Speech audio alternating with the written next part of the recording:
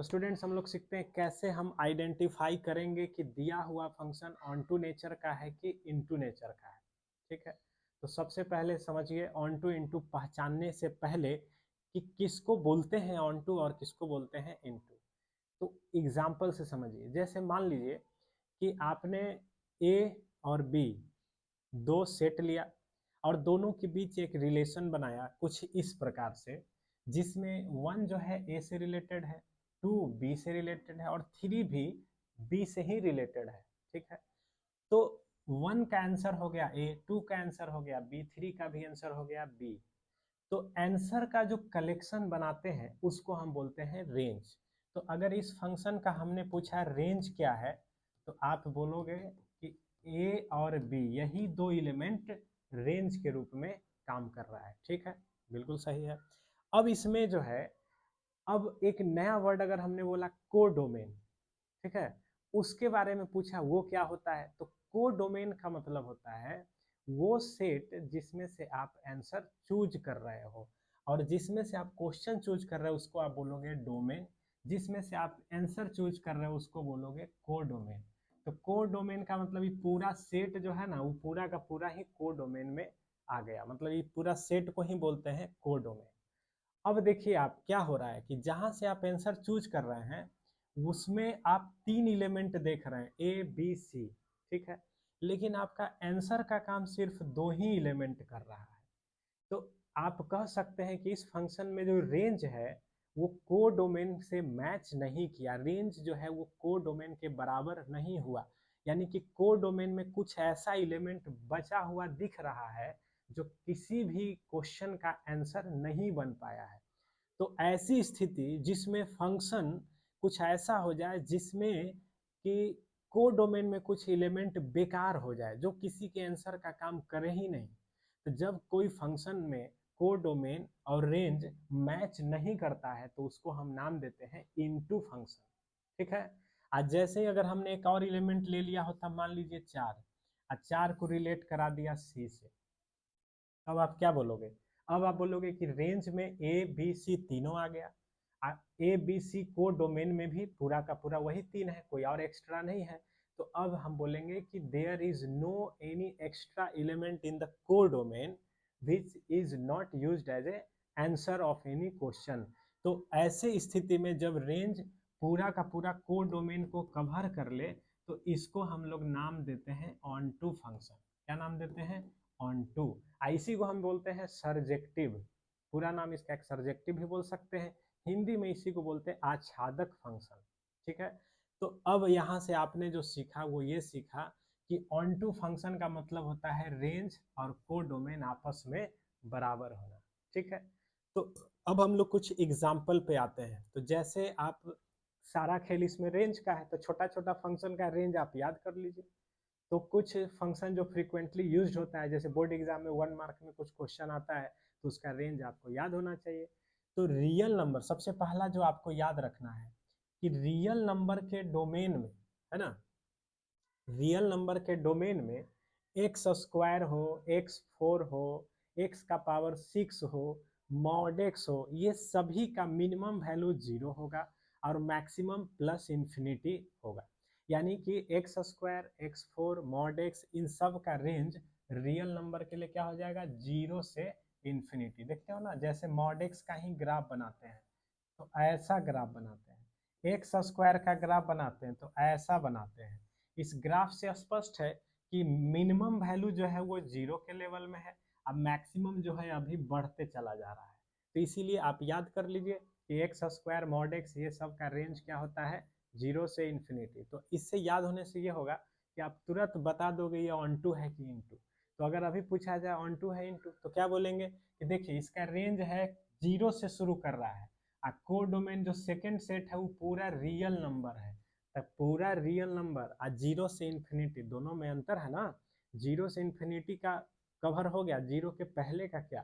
तो 0 के पहले जो है वो सारा नंबर छूट गया, वो इसके आंसर का हिस्सा नहीं बन पा रहा है, तो रेंज और कोडोमेन मैच नहीं कर रहा है। तो इसलिए कैसा फंक्शन है? ये सभी इनटू फंक्शन है। मॉड एक्स कैसा फंक्शन है? इनटू फंक्शन है। ठीक है, अब देखिए जैसे अब यह है एक्स क्यूब, एक्स क्यूब के बारे में समझ लीजिए। एक्स क्यूब जो है उसका रेंज होता है -इन्फिनिटी से +इन्फिनिटी। अगर आप इसके ग्राफ को ऑब्जर्व करोगे तो पाओगे कि इसका ग्राफ कुछ ऐसा बनता है।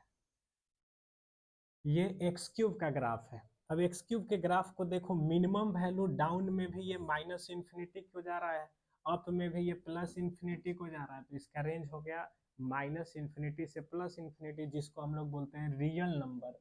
और इसका कोडोमेन भी है यहाँ पे रियल नंबर।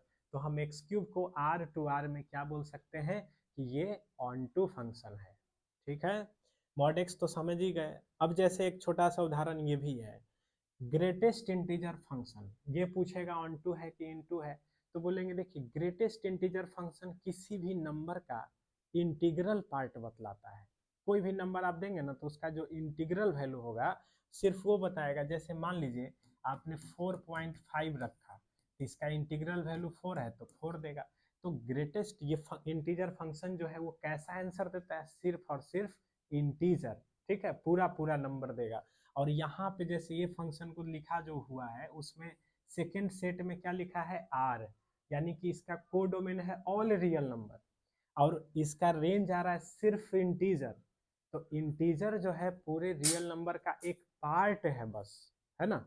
तो बोलेंगे कि यहाँ पे जो रेंज है वो कोडोमेन से मैच नहीं कर रहा है, क्योंकि कोडोमेन आर है, रेंज इंटीजर है। तो इसीलिए ये फंक्शन भी कैसा है, ये फंक्शन भी आपका इनटू है। तो ये छोटा छोटा फंक्शन आप याद कर सकते हो।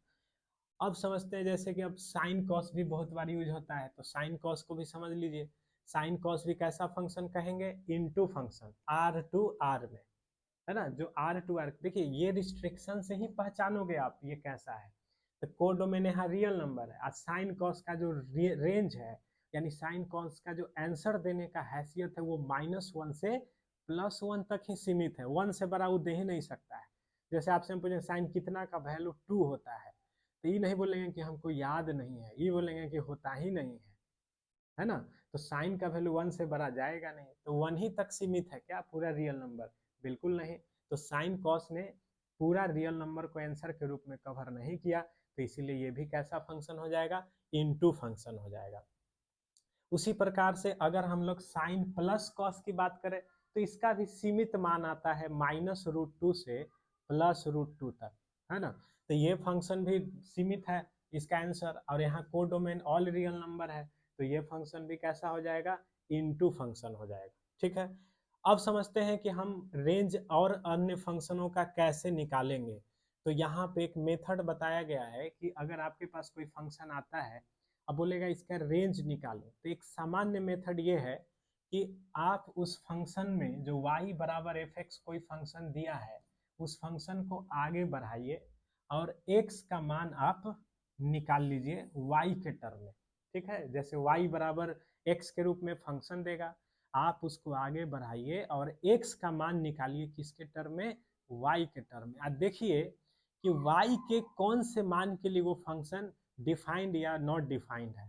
जिसके लिए वो डिफाइंड नहीं हो पा रहा है वो रेंज का हिस्सा नहीं होगा, है ना। तो एक एग्जांपल से हम बात करते हैं, जैसे हमने लिखा,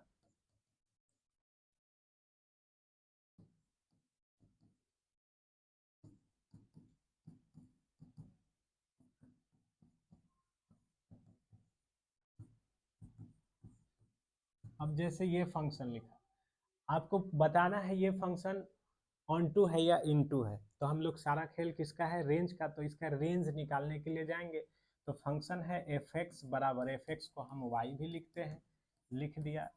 अब इसका रेंज बताना है, तो रेंज का एक सामान्य मेथड क्या है, convert the function in terms of convert the function x in terms of y, यानी कि एक्सप्रेस करो फंक्शन को x बराबर f इनवर्स y में।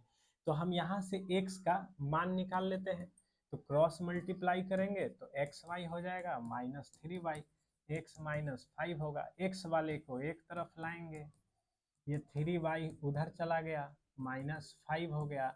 अब यहाँ से देखिए x कॉमन हो जाएगा, तो y -1 बराबर 3y -5। तो x बराबर 3y -5 बटा y -1। अब देखिए ये फंक्शन था, रेंज निकालने के लिए हमने क्या किया, x का मान y के टर्म में निकाल लिया। अब आपको ये देखना है कि ये जो y के टर्म में लिखा हुआ एक्सप्रेशन है वो कब अनडिफाइंड हो सकता है। ठीक है, तो देखिए ये बटा के फॉर्म में है, a बटा b के फॉर्म में है, या p बटा q के फॉर्म में। तो p बटा q कब अनडिफाइंड होता है, जब q जीरो हो जाता है। तो यानी कि इसको डिफाइंड होने के लिए ये वाला जो पार्ट है वो जीरो नहीं होना चाहिए, यानी कि y माइनस वन जो है ना वो जीरो के बराबर नहीं होना चाहिए, यानी y not equal to one. तो y को ही ना आंसर बोलते हैं। तो इसका जो रेंज आ गया वो आ जाएगा सारा रियल नंबर, सिर्फ क्या नहीं लेना है, वन नहीं लेना है। तो देखिए हमारा जो रेंज आया वो आया all real number minus one. अब क्वेश्चन में जो कोडोमेन जो सेकेंड स्थान पे लिखा था वो भी है r माइनस वन, दोनों मैच कर गया। तो इसीलिए ये फंक्शन आपका क्या हो जाएगा, ऑन टू फंक्शन हो गया। तो ऐसे ही और एग्जांपल हम लोग देखेंगे। तो फिलहाल इतना से हमको ये समझ में आ गया कि ऑन टू इंटू कहते किसको हैं, और रेंज निकालने के लिए हम x का मान y के टर्म में एक्सप्रेस कर देंगे और वहां से देख लेंगे कि y कब डिफाइंड या अनडिफाइंड है। That's all.